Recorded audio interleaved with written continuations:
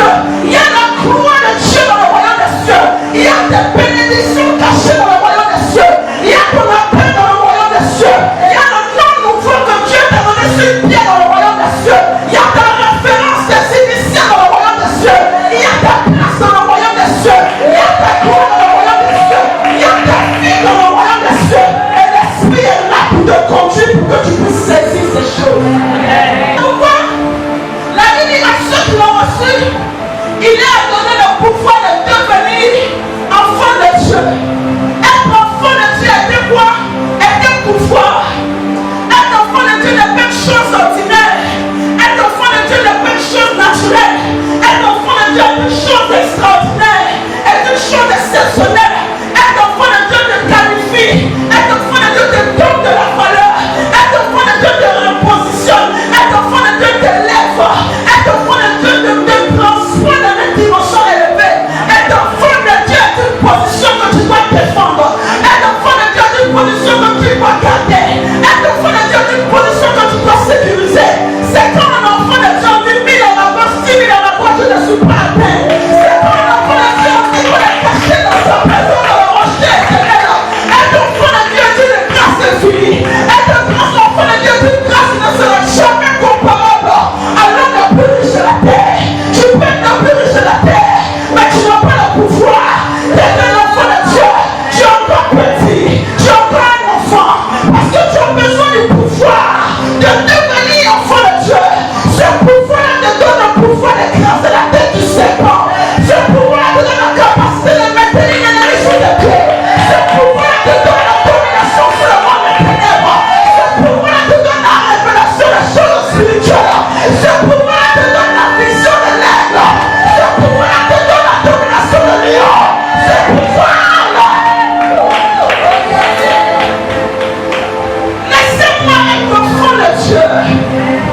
Parce que j'ai un Dieu grand. Laissez-moi être enfant de Dieu. Parce que mon Dieu n'est pas resté dans le tombeau. Laissez-moi être enfant de Dieu. Laissez-moi être enfant de Jésus. Parce qu'il est comparable. Parce qu'il est contournable. Parce qu'il est indestructible. Parce qu'il est supérieur. Parce qu'il est suprême. Parce qu'il est inégalable. Je suis rentré dans le royaume le plus puissant. Tu es entré dans le royaume le plus puissant. Tu es entré dans le royaume le plus puissant. Tu es entré dans le royaume du souverain. Tu n'as pas à sortir. Tu n'as plus à sortir. Tu dois simplement demeurer. Tu dois simplement t'enraciner. Tu dois simplement briller. Tu dois simplement rester allumé. Ce que le diable cherche à nous faire croire, c'est que le royaume de Dieu n'est pas suffisamment riche pour qu'on puisse s'y investir. Ce que le diable cherche à nous faire croire, c'est que le royaume de Dieu n'est pas suffisamment important pour qu'on puisse s'abandonner intégralement, totalement entre les mains du royaume.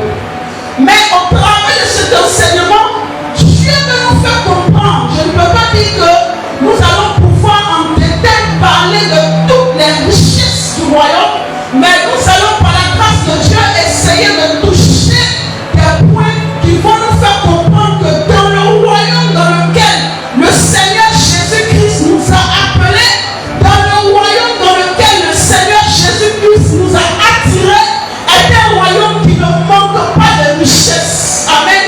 Est un royaume qui ne manque pas de puissance. Est un royaume dans lequel il y a tout ce dont l'être humain a besoin. Nous allons diviser les richesses du royaume en deux grands groupes. Le premier grand groupe que nous allons voir, ce sont les richesses spirituelles. Dis avec moi les richesses spirituelles. Au travers de cet enseignement, tu vas comprendre que les richesses spirituelles ont une grande valeur. Amen. Parce que le diable te fait croire que tu dois négliger les richesses spirituelles. Le diable te fait croire que les richesses dont on va parler, ce n'est pas vraiment des richesses.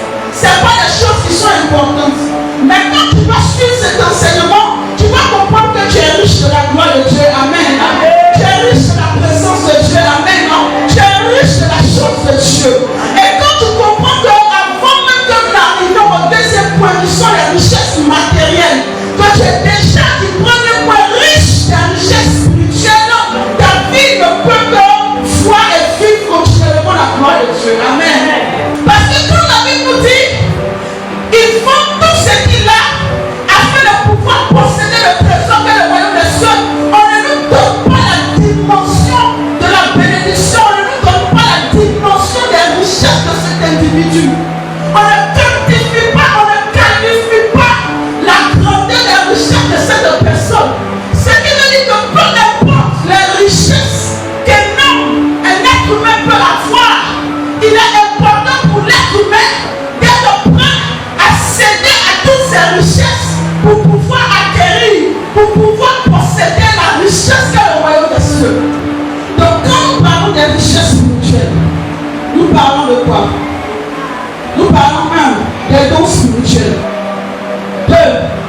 de l'esprit. 3. Les ministères. En 4e point, la connaissance. Et puis, en 5e point, nous allons voir les sens. Donc Jésus dit, il faut que je m'en aille. Et il s'en est allé. Et il a laissé l'esprit. Et l'esprit est la clé vivante par laquelle toi et moi, nous pouvons voir, nous pouvons toucher, nous pouvons jouir des richesses du royaume. La parole révèle qu'il y a une clé. Et que c'est par cette clé qu'on entre, qu'on vit dans le royaume. Et il dit, mais vous les docteurs, c'est vous qui avez la clé. Mais de quelle clé il parle de l'esprit de Dieu? Parce que quand il dit, vous avez enlevé la clé n'est plus. Il parle de la vie, de la parole qui est l'aimante. C'est pourquoi la Bible dit, la parole est quoi? Esprit et vie. Et sans l'esprit, la parole est quoi? L'aimante. La parole n'a pas de valeur. Donc quand on enlève l'esprit dans la parole n'a plus de puissance. La parole n'a plus de valeur. La parole ne peut plus rien créer. La parole ne peut plus rien changer. La parole ne peut plus rien transformer. Donc il dit au docteur de la loi, vous avez fait une chose grave. Vous avez enlevé la clé, enlevé l'esprit dans les choses spirituelles. Comme on vous voit physiquement, on dit vous êtes des êtres spirituels. On se réfère à toutes les choses spirituelles, mais en vérité, il n'y a pas l'esprit. Et s'il n'y a pas l'esprit, ça ne sert à rien. On ne peut pas entrer, on ne peut pas vivre les richesses du royaume. Quand Dieu ne donne pas la clé ce matin au nom de Dieu, c'est la clé. Dieu utilise beaucoup d'images de la clé parce que la clé est très importante. Là où il y a une porte, on a toujours besoin d'une clé. Tu n'auras pas roulé ta voiture pendant 10 ans. Le jour où tu perds ta clé, tu ne rouleras pas ta. Tu n'auras pas ouvert les portes de ta maison pendant 10 ans. Le jour où tu perds les clés de ta maison, tu n'entreras pas dans la. Donc quand la Bible donne l'image de la clé a une grande valeur. La clé c'est quelque chose qu'on doit avoir constamment sur nous en fonction de ce à quoi nous relie la clé. Tu dois avoir constamment la clé de ta voiture sur toi. Je reçois pour moi, nom de Jésus, reçois.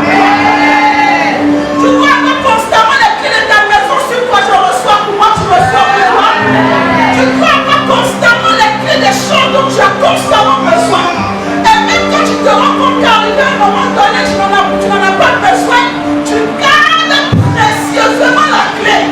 Parce que tu sais que la clé est le moyen qui te donne l'accès légal, normal à la chose, l'accès naturel, facile à la chose. Une fois qu'il n'y a pas la clé, tu peux casser la porte, mais ça c'est la difficulté. Et pendant que tu voulais casser la porte, on peut t'accuser d'être un voleur.